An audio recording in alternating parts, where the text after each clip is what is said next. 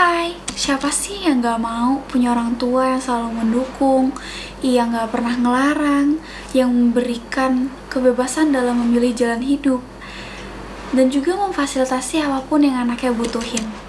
Tapi sayangnya, untuk mendapatkan orang tua yang seperti itu gak gampang teman-teman.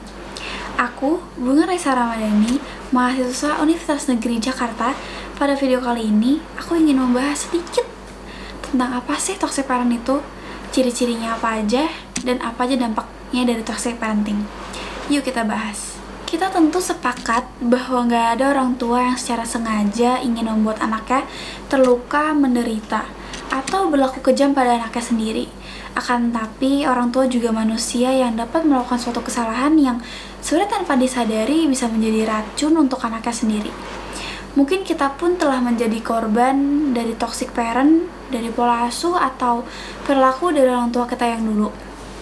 Istilah toxic parent disematkan bagi orang tua yang tidak dapat memperlakukan anaknya dengan baik. Bahkan, kondisi psikologis atau kesehatan mental anaknya bisa terganggu akibat orang tua yang toxic. Teman-teman tahu nggak sih toxic parent itu apa?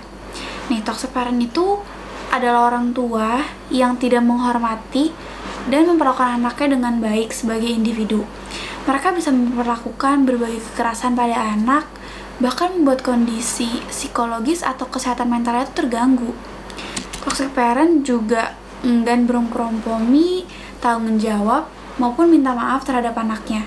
Hal ini seringkali terjadi atau dilakukan oleh orang tua yang memiliki gangguan mental atau seorang pecandu. Nah, selain itu, trauma di masa kecil akibat pengasuhan yang buruk juga dapat memicu terjadinya hal tersebut, di mana orang tua masih membawa luka lama dan melukai anaknya dengan cara yang sama seperti dalamnya dulu.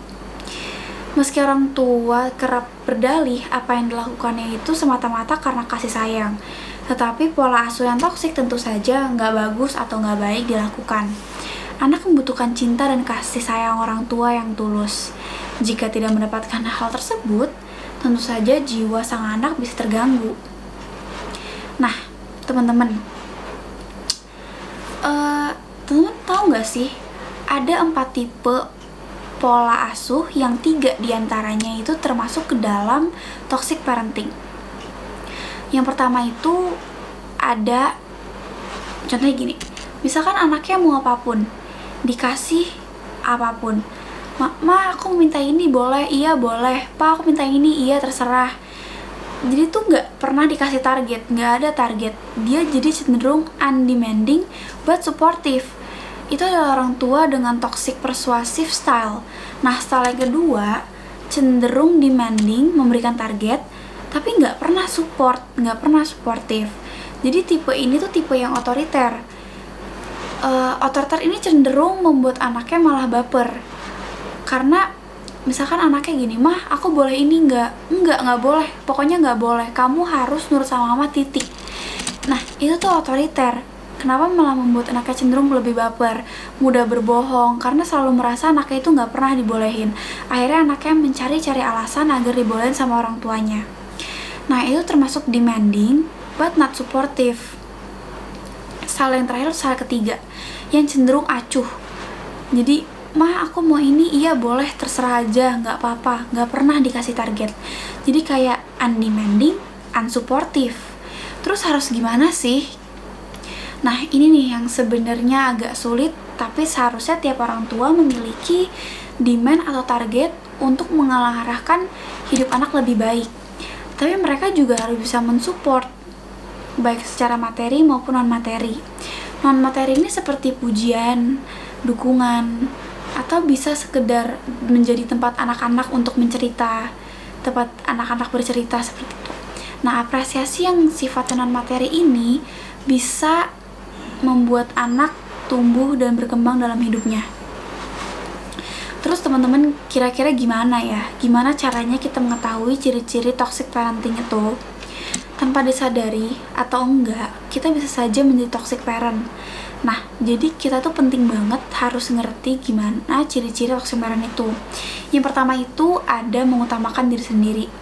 Toxic parent selalu mengutamakan kebutuhannya dan nggak pernah mempertimbangkan kebutuhan maupun perasaannya anak gitu. Selain itu, ia juga nggak akan berpikir mengenai dampak perilakunya tersebut pada anak. Terus yang kedua itu ada mereka nggak bisa memperlakukan anaknya dengan baik. Orang tua toksik atau orang tua yang toksik itu nggak dapat memperlakukan anaknya dengan baik, bahkan pada tingkat dasar saja seperti rasa hormat dan kesopanan. Mereka tuh enggan banget melakukannya. Mereka juga sengaja melupakan hal-hal penting yang berkaitan dengan anak. Terus yang ketiga, ada sulit mengendalikan emosi. Nah, toxic parent kerap mengalami kesulitan dalam mengendalikan emosinya. Ia cenderung bereaksi berlebihan atau dramatis ketika anaknya melakukan suatu kesalahan. Selain itu, kemarahannya itu terkadang nggak bisa diprediksi. Ia nggak akan segan, atau mereka tuh nggak akan segan untuk memukul, memaki, atau melakukan kekerasan lainnya. Nah, yang terakhir itu ada suka mengontrol. Orang tua yang toksik senang mengontrol anaknya dengan ketat. Ia akan mengatur apapun yang anaknya harus lakukan, bahkan kapan dan bagaimana anaknya itu melakukannya. Selain itu, toxic parent juga akan mencampuri urusan pribadi anaknya. Rasa bersalah dan iming-iming menjadi senjata baginya untuk mengontrol anak. Itu ada beberapa perbuatan yang termasuk ke dalam kategori toxic parent. Yang pertama itu ada ekspektasi yang berlebihan. Nah, ini adalah satu tanda toxic parent yang menurut aku sering banget terjadi, dan aku yakin di diri kita pun pasti pernah ngalaminnya.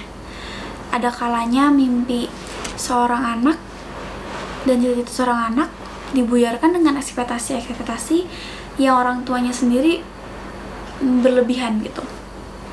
Ketika anak-anak ingin menjadi musisi, maka orang tua tersebut akan membuyarkan mimpi anaknya dengan cara memberikan segala komentar negatif tentang musisi, lalu mengarahkan anaknya untuk menjadi apa yang orang tuanya inginkan. Dengan ekspektasi yang tinggi, orang tua berpikir ini adalah untuk kebaikan anaknya sendiri. Mereka akan bahagia jika menuruti apa yang telah orang tuanya rencanakan untuknya. Akan tetapi, seharusnya orang tua pun bisa berpikir dari sudut pandang anaknya. Nah, apakah ini menjadi mimpi anak? Apakah anak mampu untuk memenuhi semua ekspektasi kita? Seringkali kita temui bahwa ekspektasi yang berlebihan tanpa memikirkan posisi anak itu akan membuat anak-anak terbebani. Ini sering ditemukan pada orang tua generasi terdahulu. Nah, teman-teman, menurut teman-teman apakah kita nggak sebaiknya generasi kita nih memutuskan mata rantai perilaku seperti itu? Yang kedua ini ada membicarakan keburukan anak. Sama seperti orang tua, anak-anak sejatinya juga memiliki harga diri.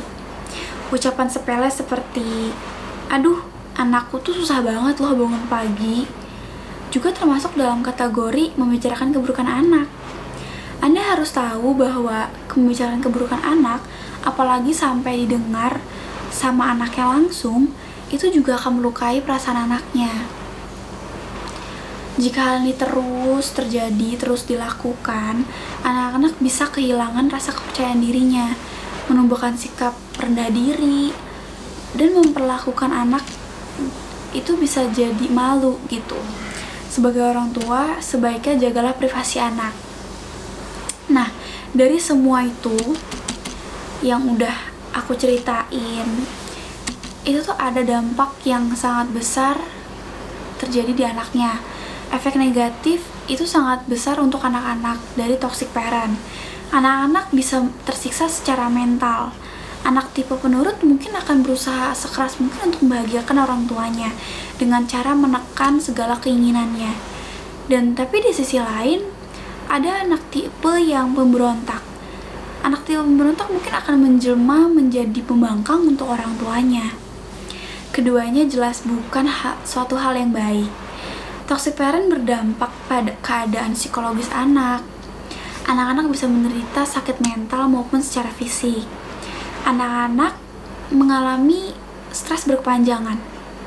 Nah, bahkan efek paling buruknya adalah anak bisa berubah menjadi monster untuk anaknya yang akan datang gitu, atau anak mereka yang kelak. Dari semua itu yang udah saya bicarakan, udah saya kasih tahu, saya ceritain. Terima kasih udah menonton video ini. Semoga aku bisa membantu kalian dengan segala keresahan-keresahan yang kalian alami. See you in next time. Bye bye.